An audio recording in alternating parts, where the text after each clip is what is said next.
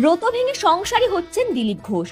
একদা সঙ্গের প্রচারক বিয়ের পিঁড়িতে বসছেন আজ গোধূলি লগ্নে দিলীপের বাড়িতে অত্যন্ত ঘরোয়া এক অনুষ্ঠানে দিলীপ ও রিঙ্কুর 4 হাত 1 হবে। সেখানে দিলীপের নিকটজনেরাই থাকবেন। রিঙ্কু বিবাহ বিচ্ছিন্না গৃহবধূ, এক পুত্রের জননী। তার ছেলে সেক্টর 5-এর তথ্য প্রযুক্তির কর্মরত। শুক্রবার তার নিউ টাউনের বাড়িতেই বিবাহ বন্ধনে আবদ্ধ হওয়ার কথা রাজ্য বিজেপির প্রাক্তন সভাপতি তথা প্রাক্তন সাংসদ এবং প্রাক্তন বিধায়ক দিলীপের। পাত্রী রিঙ্কু মজুমদার। বিজেপি করার সূত্রেই আলাপ দুজনের। দিলীপের ঘনিষ্ঠ মহলের বক্তব্য, গত লোকসভা ভোটে হেরে যাওয়ার পর দিলীপ যখন খানিক বিষণ্ণ, তখন রিঙ্কুই প্রথম একসঙ্গে সংসার বাঁধার প্রস্তাব দেন। তিনি নাকি বলেছিলেন এখন তো তার সঙ্গে কেউ নেই, তিনি দিলীপের সঙ্গে থাকতে চান।